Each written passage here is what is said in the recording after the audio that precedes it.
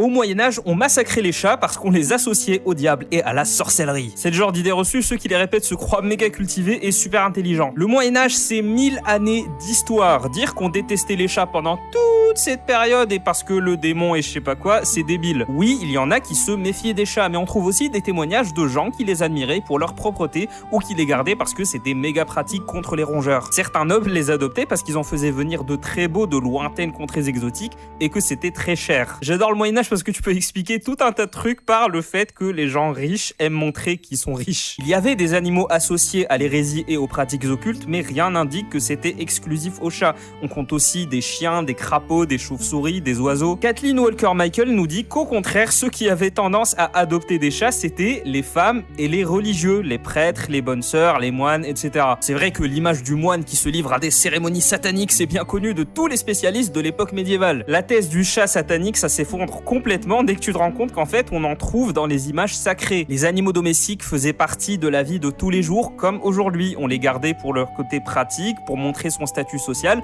ou simplement parce que c'est trop mignon. Après, t'as quand même des Jean-Michel historiens qui te balancent que le pape Grégoire IX a lancé un appel général à buter des chats parce que c'est le chétan. Et quand tu lis la lettre, en fait, tu te rends compte que tout ce qu'il fait, c'est décrire une cérémonie occulte avec un chat noir ou je sais pas quoi. À aucun moment, il n'appelle à une croisade ou machin truc contre des petits chatons. Après, il y a eu des trucs atroces. Par exemple, les chats brûlés à la Saint-Jean ou celui qu'on jetait du beffroi à Ypres en Belgique.